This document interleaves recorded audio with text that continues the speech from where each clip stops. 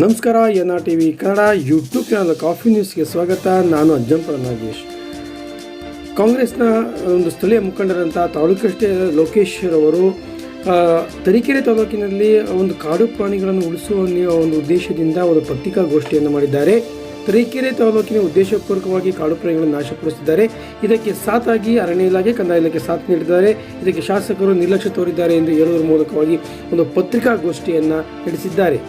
ಕಾಡು ಪ್ರಾಣಿಗಳನ್ನು ದಾರುಣವಾಗಿ ಹತ್ಯೆ ಮಾಡುವಂತಹ ಘಟನೆಗಳು ಹವ್ಯಾಸವಾಗಿ ಇಡೀ ತಾಲೂಕಿನಲ್ಲಿ ನಡೀತಾ ಇದೆ.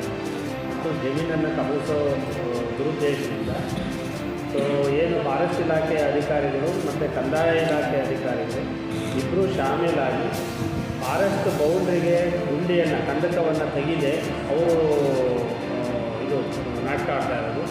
ಅದೇ ರೀತಿ ಅರಣ್ಯ ಇಲಾಖೆಯವರು ಕೂಡ ಅವನ್ನ ನಿಯಂತ್ರಣ ಮಾಡೋದಕ್ಕೆ ಕ್ರಮ ಜರುಗಿಸುವಂತಹ ಯಾವುದೇ ಪ್ರಯತ್ನವನ್ನು ಮಾಡದೆ ಇಬ್ಬರೂ ಕೂಡ ಇವ್ರ ಮೇಲೆ ಅವ್ರ ಮೇಲೆ ಇವರು ಕೈ ತೋರಿಸ್ಕೊಂಡು ನಾಟಕ ಆಡ್ತಿರೋ ಪರಿಣಾಮ ಈ ಕಾಡಿನ ಒಂದು ಏನು ಪ್ರದೇಶ ಇದೆ ಅದು ಒತ್ತುವರಿ ಆಗೋದ್ರ ಜೊತೆಗೆ ಕಾಡು ಪ್ರಾಣಿಗಳು ಭಾಳಷ್ಟು ಸುಲಭವಾಗಿ ಜನವಸತಿ ಪ್ರದೇಶಗಳಿಗೆ ಬರ್ತಾ ಇದ್ದಾರೆ. ಇಲ್ಲಿ ಸಾಮಾನ್ಯ ಜನರು ಪ್ರಾಣವನ್ನು ಕಳ್ಕೊಳ್ತಾ ಇದ್ದಾರೆ.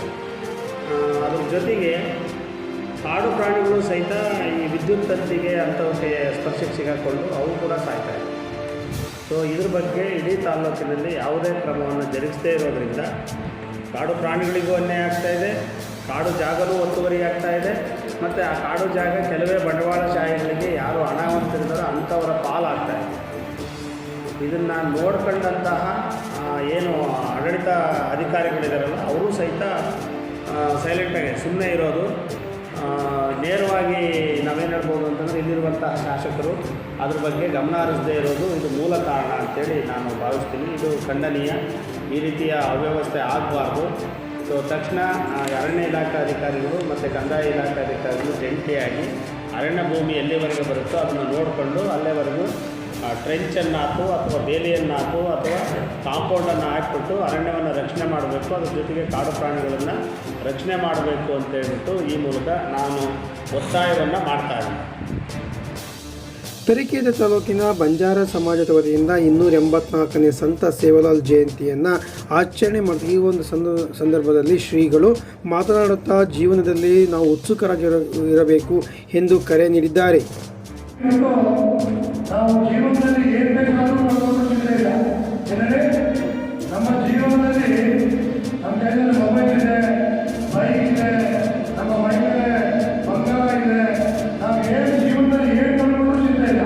ಆದರೆ ಜೀವನದಲ್ಲಿ ಹೊಂದ್ಕೊಳ್ಳಬಾರ್ದು, ಅದು ಉತ್ಸಾಹ. ಜೀವನದಲ್ಲಿ ಉತ್ಸಾಹ ಯಾರು ಕಳ್ಕೊಳ್ತಾರೆ? ಅವರು ಏನೂ ಕೂಡ ಮಾಡಲಿಕ್ಕಾಗೋದಿಲ್ಲ. ಅವರ ಜೀವನದಲ್ಲಿ ಅವರು ಯಾವ ಮೇಲೆ ಮುಟ್ಟಲಿಕ್ಕಾಗ್ತದೆ, ಅವರ ಜೀವನದಲ್ಲಿ ಏನು ಸಾಧನೆ ಮಾಡಲಿಕ್ಕಾಗ್ತದೆ. ಇವತ್ತು ಹೆಂಗಾಗಿ ನಮ್ಮ ತರೀಕೆರೆ ಸೇವಾಲಾಲ್ ಜಯಂತಿ ಅಂತಂದರೆ ಉತ್ಸಾಹ ಕಡಿಮೆ ಆಗಿದೆ. ಅದಕ್ಕೆ ನೀವು ಉತ್ಸಾಹವನ್ನು ಕಂಡುಕೊಳ್ಳಿ. ನಮ್ಮ ಏನೇ ವೈಯಕ್ತಿಕ ನಡೆದಂತಹ 284ನೇ ಸಂತ ಸೇವಾಲಾಲ್ ಜಯಂತಿಯ ಒಂದು ಆಚರಣೆಯಲ್ಲಿ ತಾಲೂಕಿನಾದ್ಯಂತ ಬಂಜಾರ ಸಮಾಜ ಬಂಧುಗಳು ಆಗಮಿಸಿದ ಚಿತ್ರದಲ್ಲಿ ಕಾಣ್ತಿದ್ದೇವೆ. ಎಲ್ಲರೂ ಸಹ ಪ್ರತಿಯೊಬ್ಬರು ಸಹ ಸಮಾಜದ ಬಂಧುಗಳು ಈ ಕಾರ್ಯಕ್ರಮದಲ್ಲಿ ಭಾಗವಹಿಸಿ ಈ ಕಾರ್ಯಕ್ರಮವನ್ನು ಯಶಸ್ವಿಪೂರ್ಣವಾಗಿಗೊಳಿಸಿದ್ದಾರೆ. ಕರ್ನಾಟಕ ರಾಜ್ಯ ವೈಜ್ಞಾನಿಕ ಸಂಶೋಧನಾ ಪರಿಷತ್ ತಾಲೂಕು ಘಟಕ ಅಜ್ಜಂಪುರ ಚಿಕ್ಕಮಗಳೂರು ಜಿಲ್ಲೆ ಇವರ ಒಂದು ಸಂಯುಕ್ತ ಆಶ್ರಯದಲ್ಲಿ ಪವಾಡ ಭಂಜಕ ಡಾಕ್ಟರ್ ಹುಲಿಕಲ್ ನಟರಾಜ್ ಅವರಿಂದ ಪವಾಡ ಬಯಲು ಹಾಗೂ ಗೌರವ ಪುರಸ್ಕಾರ ಸಮಾರಂಭವನ್ನು ನಾಳೆ ಬೆಳಗ್ಗೆ ತಾಲೂಕು ಪಂಚಾಯಿತಿ ಆವರಣದಲ್ಲಿ ಹಮ್ಮಿಕೊಳ್ಳಲಾಗಿದೆ. ಸರ್ವರಿಗೂ ಸುಸ್ವಾಗತವನ್ನು ಕೋರಿದ್ದಾರೆ. ಇವತ್ತೊಂದು ಒಳ್ಳೆ ಸಿನಿಮಾ ಒಂದು ರಿಲೀಸ್ ಆಗಿದೆ, ಅದುವೇ ಪಲಾರ್. ಈ ಪಲಾರ್ ಅಂತಂತಂದರೆ ಒಂದು ದಲಿತ ಸಮಾಜಕ್ಕೆ ಆಗುವಂಥ ಅನ್ಯಾಯಗಳ ಬಗ್ಗೆ ಹಾಗೂ ಅವರಲ್ಲಿರುವಂಥ ಕಾನೂನುಗಳ ಬಗ್ಗೆ ಜನರಲ್ಲಿ ಅರಿವು ಮೂಡಿಸುವಂಥ ಒಂದು ನಿಟ್ಟಿನಲ್ಲಿ ಜೀವ ನವೀನ್ ಅವರು ಒಂದು ಪಲಾರ್ ಎಂಬ ಚಿತ್ರಕಥೆ, ನಿರ್ದೇಶನ ಎಲ್ಲವನ್ನು ಮಾಡುವುದರ ಮೂಲಕವಾಗಿ ಒಂದು ಚಲನಚಿತ್ರ, ಉತ್ತಮವಾದ ಚಲನಚಿತ್ರ ನೀಡಿದ್ದಾರೆ. ಈ ಒಂದು ಚಲನಚಿತ್ರ ಪಲಾರ್ ಚಿತ್ರವನ್ನು ಅಜ್ಜಂಪುರದಲ್ಲಿ ನೋಡಿದಂಥ ಓರ್ವ ಕಾಂಗ್ರೆಸ್ ಮುಖಂಡರಾದ ಎಸ್ ಚಿನ್ನಪ್ಪನವರು ಈ ರೀತಿಯಾಗಿ ತಮ್ಮ ಅಭಿಪ್ರಾಯವನ್ನು ವ್ಯಕ್ತಪಡಿಸಿದ್ದಾರೆ. ಸಿನಿಮಾ ಬಗ್ಗೆ ಅನಿಸಿಕೆ ಹೇಳಿ ಸರ್. ಬಹಳ ವರ್ಷ ಆಯ್ತು ಸಿನಿಮಾ ನೋಡಿದ್ರೆ ನಾನು. ಇವತ್ತು ನಿಮ್ಮ ಕಡೆಯಿಂದ ಒಂದು ಒಳ್ಳೆ ಸಿನಿಮಾ ನೀವು ತೋರಿಸಿದ್ರಿ. ನನಗೆ ಭಾಳ ಖುಷಿ ಆಯಿತು ಆ ಸಿನಿಮಾ ನೋಡಿ. ಭಾಳ ಒಂದು ಏನು ದಲಿತರ ಬಗ್ಗೆ ಆಗ್ತಿರೋ ಅನ್ಯಾಯ, ಅವ್ರ ಮೇಲೆ ಆಗ್ತಿರೋ ದೌರ್ಜನ್ಯ ಭಾಳ ಚೆನ್ನಾಗಿ ಸಂಕ್ಷಿಪ್ತವಾಗಿ ಚಿತ್ರದಲ್ಲಿ ಮೂಡಿ ಬಂದಿದೆ. ಅದನ್ನು ಇನ್ನೂ ಸ್ವಲ್ಪ ಮಾಡಿದರೆ ಚೆನ್ನಾಗಿರ್ತಾರ ಅಂತ ನನ್ನ ಅನಿಸಿಕೆ ವೈಯಕ್ತಿಕವಾಗಿ. ಆದರೂ ಒಂದು ಕಾನೂನನ್ನು ಜನರಿಗೆ ತಿಳಿಸ್ತಕ್ಕಂಥ ಒಂದು ಕೆಲಸ ಈ ಸಾಲಾರ್ ಸಿನಿಮಾ ಮಾಡಿದೆ. ಇದೇ ಥರ ಇನ್ನೂ ಹಲವಾರು ವಿಚಾರಗಳನ್ನ ಹೊರತರುವ ಮೂಲಕ ಚಿತ್ರ ನಿರ್ಮಾಪಕರು ನಿರ್ದೇಶಕರು ಮಾಡಲಿ ಅಂತ ನನ್ನ ಅನಿಸಿಕೆ.